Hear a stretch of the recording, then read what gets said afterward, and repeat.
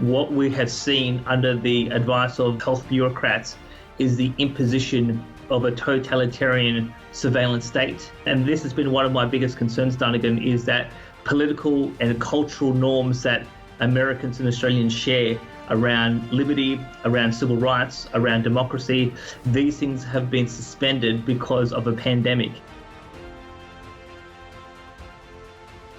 This week's specials with Miles Franklin Precious Metal Investments. 1,000-ounce silver bars for only $169 over spot per ounce, with 90-day free storage.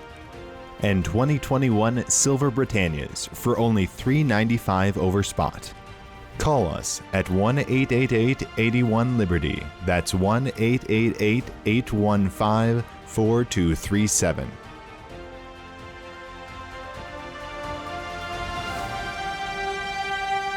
Welcome back to Liberty and Finance. We have a returning guest we haven't been able to get on for some time. This is John Adams. He is an Australian economist.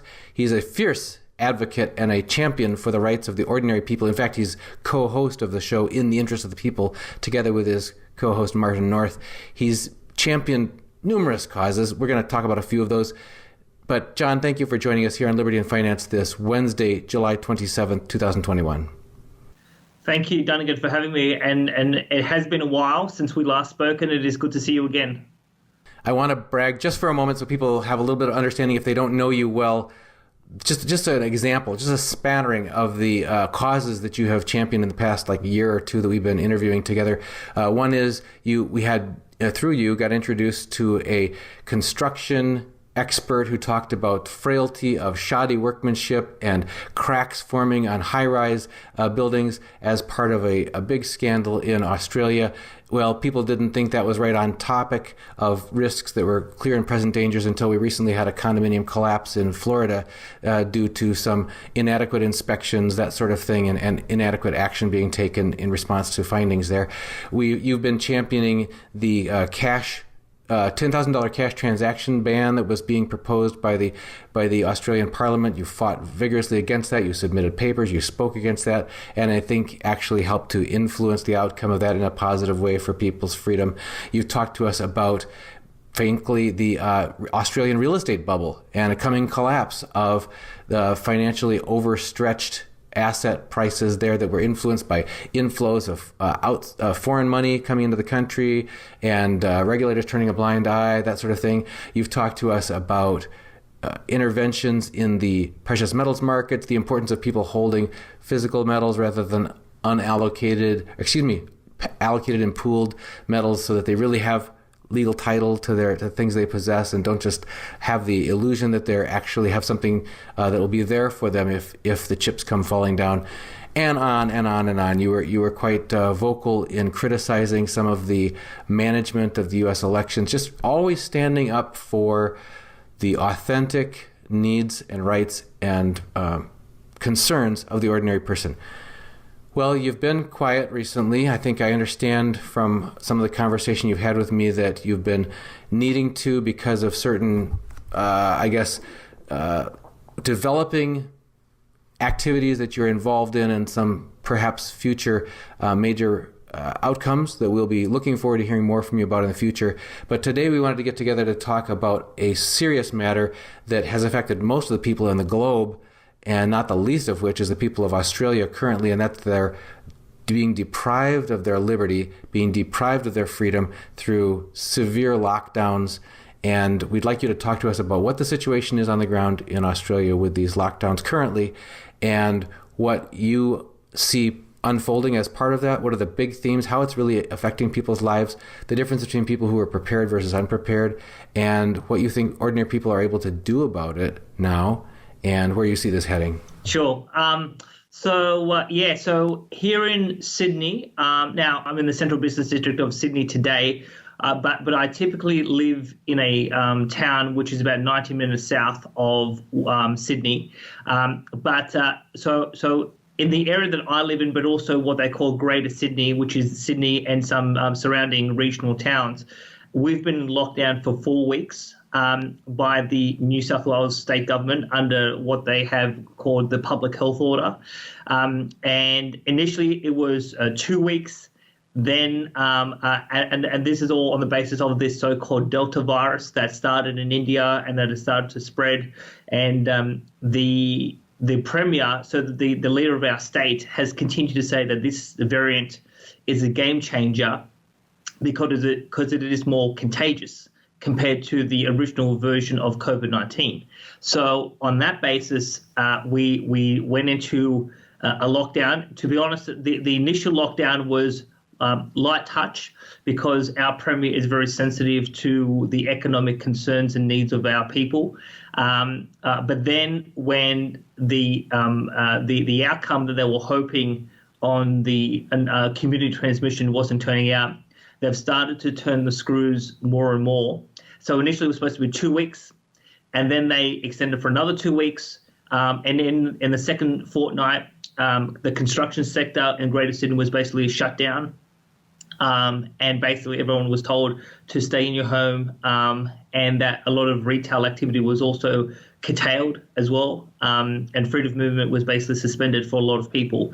And obviously there was, I guess, hope and some reassurances that we're going to persevere for a short amount of time, get this Delta variant under control, and then we can go back to some sort of normality. Well, yesterday, the Premier announced that things have gone completely out of control in terms of the number of cases, in terms of the community transmission, and she announced an additional 4-week lockdown for Greater Sydney. So at this stage, we are going to be locked down for 2 months, and for a lot of people, this has caused huge issues, and those issues, in terms of what you just said in your introduction, and perhaps slightly different to some of your viewers and supporters in the United States, Australia has the biggest debt bubble in the history of the country, record real estate prices. Sydney, in particular, has the most debt, but also has the highest house prices. Now, it was in January this year on the show that I do with Martin North in the interest of the people. There was a mood in Australia as well as here in Sydney that the worst of COVID-19 had passed us. That there were some lockdowns, particularly in Victoria last year, and we had opened up, and there was a mood in the atmosphere that 2021 would be sort of the year of recovery. Everything would be good, everything would be fine, and everything will get back to normal. And because of that atmosphere, a lot of people rushed into the real estate market late last year, early this year, with record mortgages on the back of record unprecedented fiscal and monetary stimulus. Now, controversially, I have interviewed twice a professor here in Australia called Professor Ted Steele, who's a molecular immunologist who has a very radical theory as to what COVID-19 is and where it's come from. Based on his analysis and some of the data that we showed our audience, we were warning our viewers in January that we expected COVID-19 to return in Australia in 2021 and that there would be some form of lockdown or restrictions. So we had warned our viewers that people shouldn't be complacent when it comes to financial matters, cash flow, etc. People needed to be flexible and agile, and people needed to be obviously getting their debts under control as well. Well, now that we have gone through this process over the last 4 weeks, the reports of people who just do not have enough income to meet their cash flow obligations, particularly with these record mega mortgages, it is starting to crunch. There has been some government support. So the state government is providing support for businesses. The federal government is providing support for individuals. So far, in the first month of lockdown, the amount of support in terms of cash flow has been completely inadequate compared to what the requirements of citizens are. And so you can understand that when you have a high inflationary environment with record amount of debt, you actually need quite a bit of cash flow to meet all of your obligations. And while you've got a full-time job, now here's the thing, even before the lockdown, and even though that a lot of people had full-time work, stress, like mortgage stress, rental stress, were at record highs in Australia, according to Martin North's own data set. So we had record stress before the lockdown, and so we've had inadequate support. That support has been delayed. So, for example, businesses could only apply for support starting the 19th of July, even though for the first 2.5 weeks there was no support. And still, we've had an announcement of additional support, financial support in terms of yesterday from the federal and state government, but dare I say that's going to be inadequate. So, you and I, so obviously you started your YouTube show about reluctant preppers. You and I have been talking for several years about getting your fiscal house in order. And so for me, having, pretty much no debt, having a lot of savings, precious metals, and obviously taking a number of precautions myself with my wife and my kids, I have been able to weather the storm of lockdown reasonably well so far in the first 4 weeks, whereas a number of other people across the country, not only across the country, but particularly in Sydney, have really struggled. Last year we had a very generous support program when the country was in lockdown, and banks in particular gave blanket mortgage holidays for mortgage holders. Banks this year are very choosy about who they give a new mortgage holiday to. And I just heard a couple of days ago that there was one person who has a very large mortgage, construction worker, went to his bank and said, "Can I have a mortgage holiday because I can't work because of the lockdown?" And the bank said no. And now you are starting to see people who are desperate. And dare I say that desperation could lead to social, civil, and political unrest. In the last weekend, we saw thousands of people march in Sydney against the lockdown. And dare I say the lockdown's not just a protest against the economic concerns that people have, but I think there is a sense that what we have seen under the advice of health bureaucrats is the imposition of a totalitarian surveillance state. And this has been one of my biggest concerns, Donegan, is that political and cultural norms that Americans and Australians share around liberty, around civil rights, around democracy, these things have been suspended because of a pandemic. And there is a big fear that we will not go back to the way things were pre-COVID-19 in terms of our political and civil rights. And so there is a concern that these new measures are going to have some form of permanency, and that will have a fundamental implication for the forward life of Australians and Americans going forward. So things are in a real mess. I think things are going to get worse. And to be honest, there was a question asked of the Premier yesterday, by the end of August, can you give a guarantee that we will come out of lockdown? And the answer is, I can't give that guarantee. It all depends on what the data is saying, what the case numbers are saying, and it depends on the behaviour of citizens over the next 4 weeks. And so there is some concerns that the lockdown will go into September, maybe October. There are rumours that it may even go through to Christmas. So to be in lockdown to 3 to 6 months, for those who are not prepared, and obviously, your whole mentor is to be prepared. So for those who are not prepared, we're going to see some very bleak times here in Sydney. Boy, you touched on a lot of topics there. Gosh, where to start? One of the things you mentioned in passing a couple of times was preparedness, because you mentioned financial preparedness. That's got to be key and critical at a time like this when so many people's livelihoods, they've been severed from their ability to exercise their profession, to earn, to work, that sort of thing. Big impact on people's lives, very stressful. And then it leads immediately to things like, how are they going to buy food? How are they going to pay their mortgage and that sort of thing? The next step beyond that was other types of preparedness you mentioned, and you mentioned that you were able to weather this.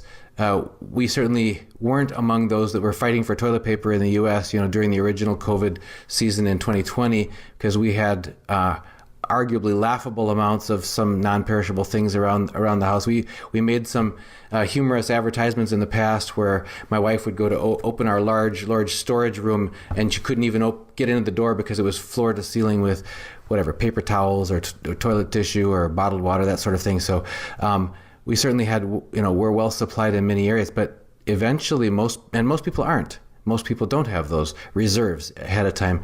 And when they find themselves in a 1 week, okay, maybe 2 weeks, maybe, but when you start talking about months and months on end, that would stretch the bounds of most anyone's physical preparedness that they had made, unless those who live out in the country and have their own garden and their own chickens and, well water and that sort of thing, and can just sustain themselves on an ongoing basis.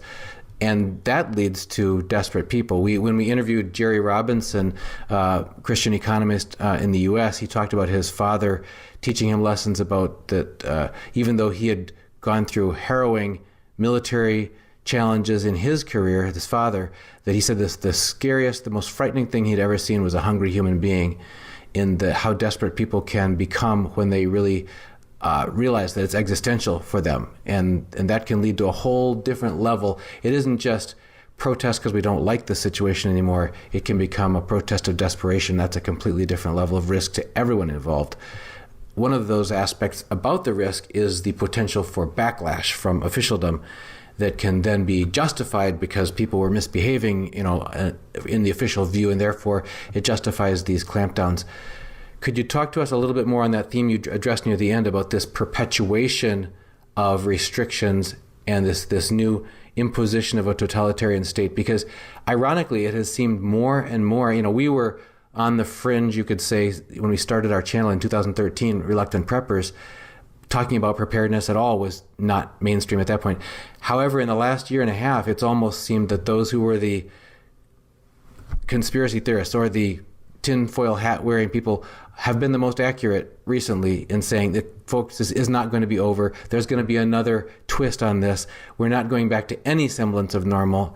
Any promises that you're going to get back to normal if you go through these hoops and these gates of behavioral controls is a false hope, because you can go through all those steps, and that's not normal to have to do that if it curtails all of your natural rights and liberties, that sort of thing. And second of all, even if you do that, you're not going to get back to freedom.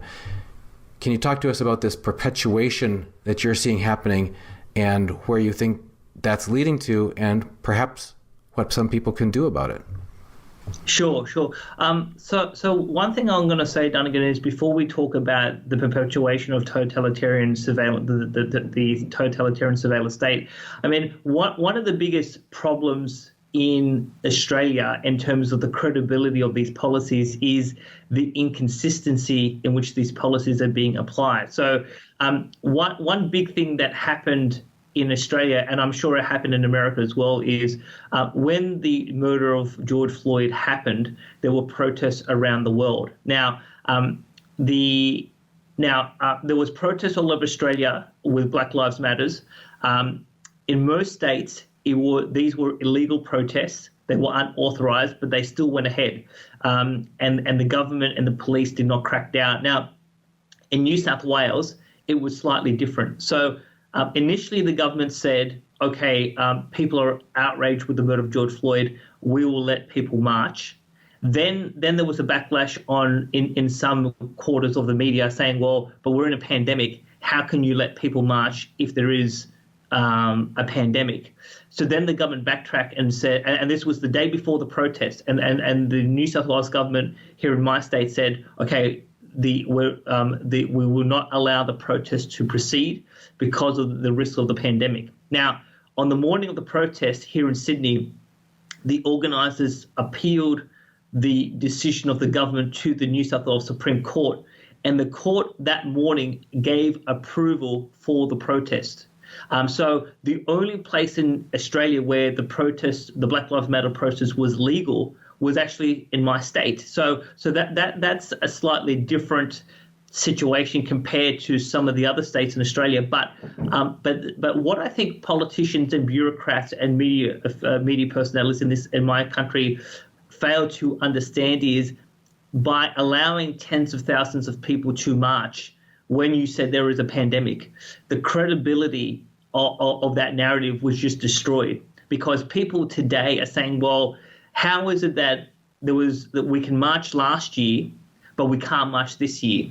And I have to say that the response by the government and the response by police to the protests that happened just this past weekend is night and day compared to what happened last year. And I think that inconsistency is really driving a lot of dissidents, to basically discount whatever the government says, to say that, well, we don't trust anything you say. I have to say I think there is a big disconnect in terms of the risk assessment. So in my state, the Premier, they do these daily press conferences at 11 a.m. The Premier keeps on saying we are acting on the health advice. Now, the health advice is never published. We don't know exactly what advice the government is receiving. So the chief health officer, her name is Dr. Kerry Chant, when she gives the advice, she's at the press conferences and she gives her own medical update about what's happening in the state. So she's not avoiding media scrutiny. But I would say is that what she advises privately is not revealed. It's not open to independent scrutiny. The journalists who go to these press conferences do not ask tough adversarial questions. So, and my own assessment is that the public health risk is way lower than what we're being told, and therefore the policy response of lockdown and some of these other measures that are being imposed are disproportionate to the public health risk. And so that's where I think the concerns about totalitarianism is coming in, because if this was, for example, the Black Plague, and the Black Plague in Europe destroyed half of the population, so Europe went from a population of 40 million to 20 million in the Black Plague, or if you have Ebola, where the case fatality rate is about 50%, then you could understand the need for the most extreme of extreme measures. But when the survival rate of COVID-19 is in the order of 99.7%, people are saying, well, sure, we can't stop people from dying, because death is part of life, is part of the human's existence. So there has to be a rational, scientific-based cost-benefit analysis to understand, well, yes, people are going to die, but how many people are going to die? Is it, and some statisticians talk about excess deaths, and what is the most appropriate response? And I think the data coming out of Sweden in particular shows that while you will have a slight increase in excess deaths, those excess deaths typically happen among older people who have reached life expectancy anyway. So the question has to come in is, are you getting any genuine benefit by these lockdown policies, or should you just let the virus spread among the general population and take precautions among those cohorts that are particularly at risk, like the elderly? So because the public health risk, because the people view the policy response to be disproportionate to the health risk, and because of some of these inconsistencies about who can march and when versus left-wing causes versus other causes, there is a concern that we are seeing our way of life being completely changed. And obviously, and then obviously you start to get into conspiracy theories. You get into commentary by Charles Schwab and the Great Reset, and the view of the elites that they want a new sort of society. And COVID-19 is the cover. So this just generates a whole host of suspicion about what's really going on, because common sense dictates that what these bureaucrats and politicians are doing, it doesn't make any sense. And again, there is, while America has the Constitution, you've got the Bill of Rights, you have various legal processes that can protect the whims of government. In this country, we don't. And a whole host of norms which were protected by, say, common law, or by just British or English tradition, have just been evaporated and destroyed by this public health order. And we are seeing a set of precedents being established where whether it's for a pandemic or for climate change or whatever excuse they want to come up with, they can say, well, we've just implemented these extreme measures because the risk that we, the government, says exists requires this policy response. And people are very nervous about entering into a system which reflects East Germany rather than a traditional Western liberal democracy. Boy, you touched on a whole bunch of things there again. I just wanted to respond to a few of them.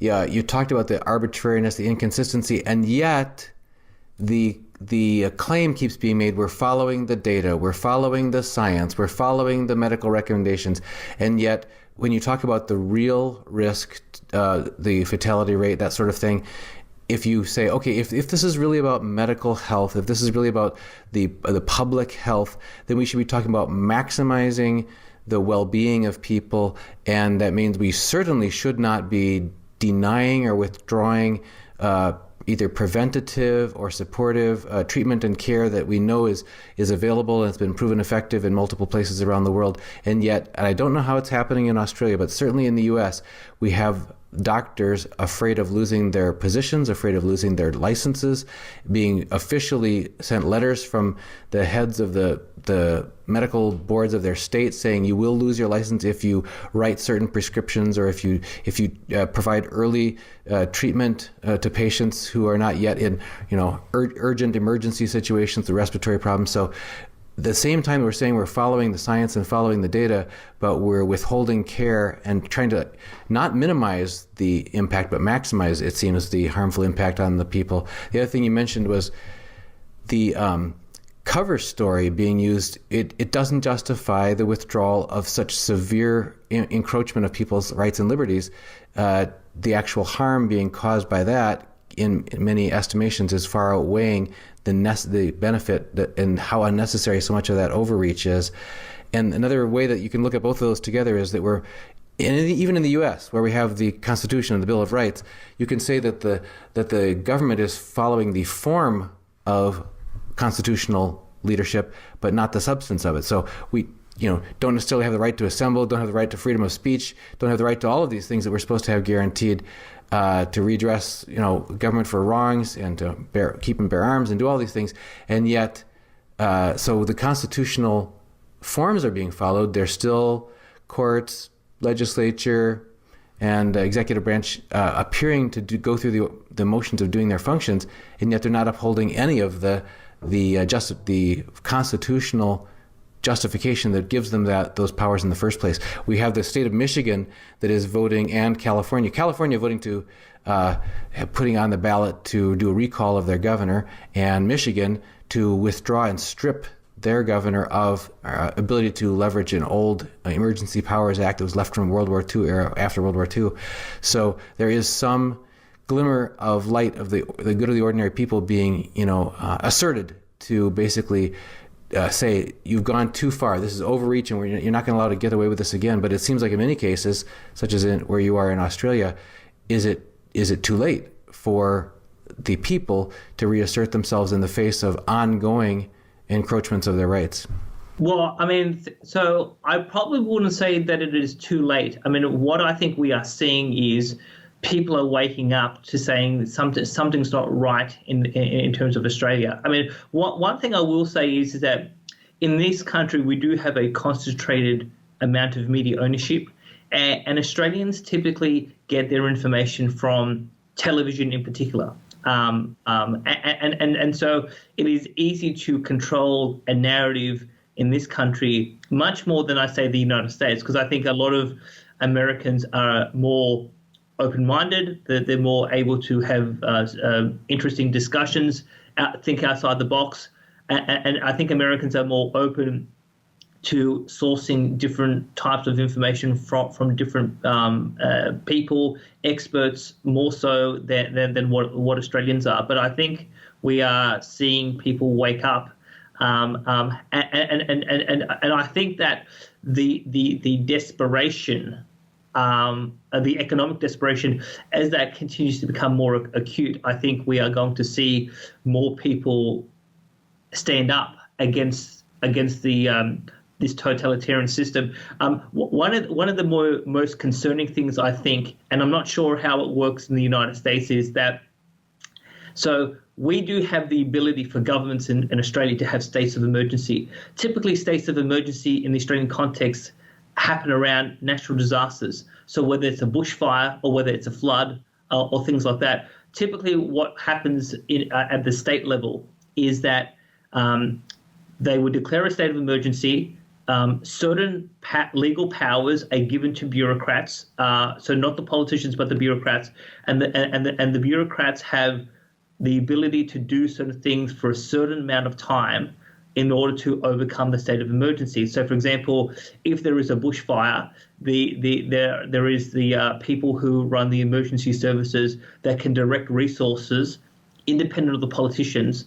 Because and obviously, one of the reasons for that is during an emergency, you don't want things to become political. You want seasoned civil servants to make the right decisions so that we can overcome the emergency and then get everything under control, and then let's go back to our system of government. So when you have a flood or a bushfire or a cyclone or a tornado or something like that, because these are short, sharp events, states of emergency have a limited shelf life.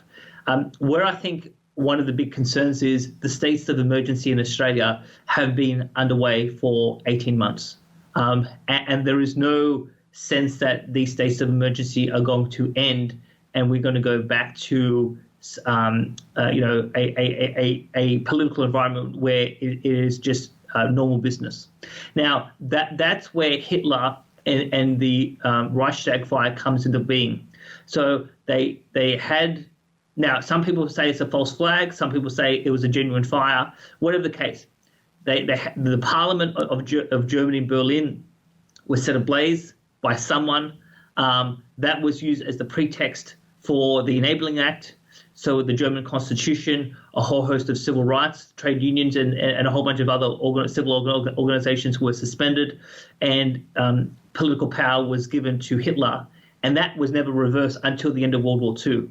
So where I think it would be helpful for politicians to restore trust among citizens is to reform the states of emergency powers. So to say that yes, even in the case of a pandemic, we have the power to have a state of emergency, but there are more limitations about what can happen under that state of emergency, and there has to be some shelf life so people have confidence that this is not going to be a permanent feature in terms of where we go forward. So let me give you an example. In the state of Queensland, they announced last year that we're going to declare a state of emergency. And I think they started for a few, I think 3 months, 6 months. Then it went for a full year.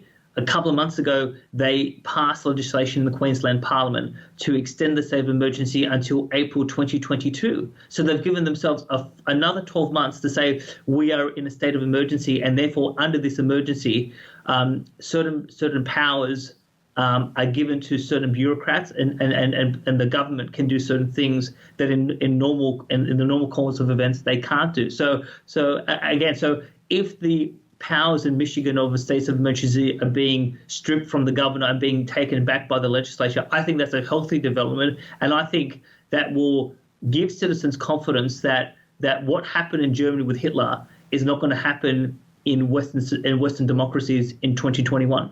Well, I think that chapter is yet to be written. Like I said, we're seeing glimmers of light in that, but it just seems like the overall backdrop is, but wait, there's more. There's this new twist, and now this is why it's more serious. You mentioned earlier about Sweden proposing a alternate model, which it was much more open, was much less restrictive on people's freedoms, and saying, look, guys, the overall outcome, the way this played out, was better for the society involved. That again, back to that sort of that head fake of leaders saying we're doing this because we're following the data, we're following the science. It's like, well, wait a minute. Then why aren't you leveraging the natural mechanisms of natural immunity, herd immunity, letting this go ahead and, even when you mentioned wildfires. Let's just take that for an example. Forest fires or wildfires, one of the biggest tools that's used when you're dealing with those is to provide a fire break where they'll light backfires to burn, to sweep through, so that you get it over with, and then once it's swept through, it's out. So the idea of a pandemic that's been proven that with proper treatment and proper care can be 99 point plus whatever percent survivable by most decades of the population. You find a way to let that sweep its way through the population and burn itself out. And use natural immunity. That's what you would do if you were humble enough to trust that using wisdom in the face of nature could bring a better outcome and still restore and protect people's freedoms. Seeing that is just as important as just their lives. But to use that cover story of saying, trust us, you'll thank us later that we've stripped all your freedoms away from you for an indeterminate period of time and maintain the state of emergency. And just today, I saw Gregory Manarino, a mutual acquaintance of ours, put out the news story again that the Federal Reserve says they're going to maintain emergency economic measures for the foreseeable future. So here, at the same time, they're saying, "Hey, we're in a recovery. Hey, it looks like we're having just some transient inflation, but it looks like the worst is over, and the economy is coming back to life. The supply chains are going to, come back to life." But no, we have to maintain emergency economic measures for the foreseeable future. You, as an economist, can you comment on that? We've talked about medical, we've talked about liberty. What about the economic emergency measures that are in place, not only in the U.S., but globally, and whether they are any end in sight for those? Well, no. Well, I mean, so the emergency economic measures, I mean, that is a cover story. So well before the pandemic, I mean, you and I did multiple interviews talking about an Australian Australian debt bubble and a global debt bubble. Now, so even before the pandemic, debt was out of control. Now, when the pandemic happened, how about I take a step back? In 2019, the repo market blew up in around August, September of 2019. And so they were implementing emergency measures starting in September to keep the financial system together. What happened with the pandemic is it accelerated the systemic amount of risk in the system, and that's why they had to run out the unprecedented amount of fiscal and monetary stimulus so that they would stop defaults cascading into a meltdown of the financial system. So that problem hasn't gone away. So when you just think about this mathematically, the amount of debt that's been racked up in the last 12 to 18 months has been just astronomical. We're talking, I think from memory, $20 to $25 trillion of global debt additional during this pandemic phase. Just on a mathematical basis, you cannot normalize monetary policy. You can't normalize fiscal policy. And the reason is that if you normalize this stuff, what will ultimately happen is the interest costs on the debt will start to rise, and people will not be able to generate sufficient cash flow to meet the interest costs. That's when you start to get delinquencies and defaults. That's when you get, systemic risk, and you get like a Lehman Brothers 2.0.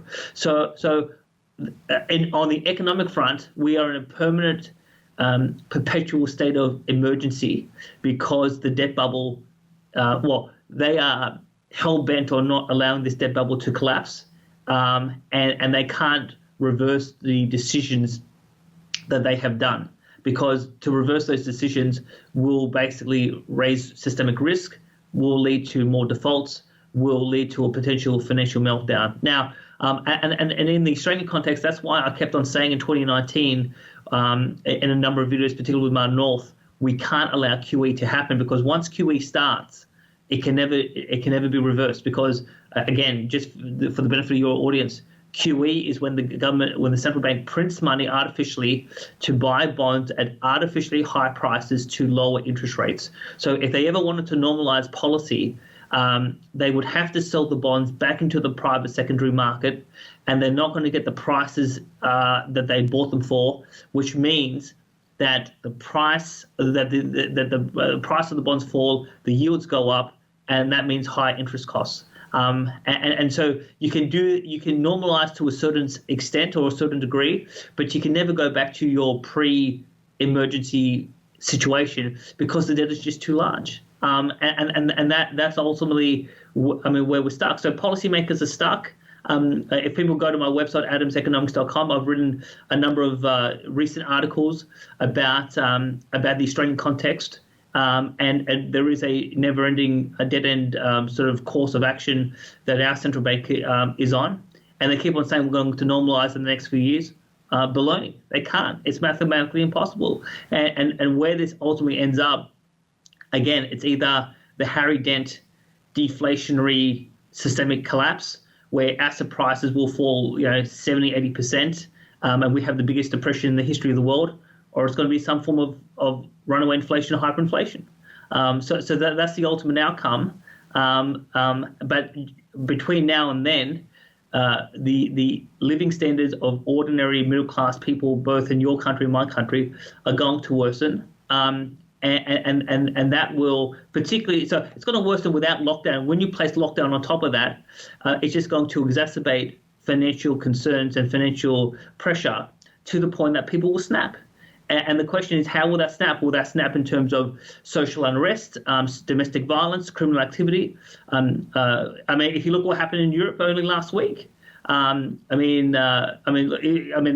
it's a little bit too extreme to say, but it looks like France, could see a repeat of the French Revolution. People in France are just outraged that Macron said you can't go shopping if you don't actually take certain medical procedures. But you're seeing right across Europe, Italy, Greece, France, elements of London. We are heading towards the same type of revolutionary zeal that was present in the late 18th century that led to the American Revolution and the French Revolution. So, things are getting very dicey for the current power structure, and they can't do anything to reverse course. And it's just hard to know where things are going, but things are going to get worse. And obviously, just to go back to where we started this conversation about your original title for your YouTube channel, Reluctant Preppers, if you are going to get through this on an individual level, whether you're living alone or whether you've got a partner or children, you've got to take preventative measures to give yourself a buffer so that when these acute financial pressures come on a cash flow basis, you can manage them and you're not going to be desperate. And unfortunately, too many people in Sydney haven't taken preventative measures, and they are basically stuck. And I think things are going to get worse for them. But for people like you and me, so far so good, and we'll just see how we travel moving forward. John, there's so many more important topics here that you've just broken open for us. We're going to have you back on soon. You talked about how they can never normalize rates based on where they are, and the cowardice of mainstream media to not press for that admission publicly by financial and economic leaders as well. There's so much more, and the preparedness steps that individuals can make right now in their own lives to have a buffer of many kinds: food, water, medical supplies, cash, bullion, etc., networking with their neighbors.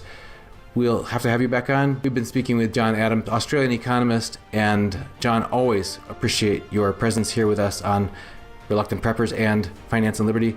We'd love to have you back on again real soon. I understand you'll have some big news for us in the near future. We'll appreciate you coming back on to help us understand more. Thank you, Dunnigan, for having me. This week's specials with Miles Franklin Precious Metal Investments. 1,000-ounce silver bars for only $169 over spot per ounce, with 90-day free storage. And 2021 Silver Britannias for only $3.95 over spot. Call us at 1-888-81-LIBERTY. That's 1-888-815-4237.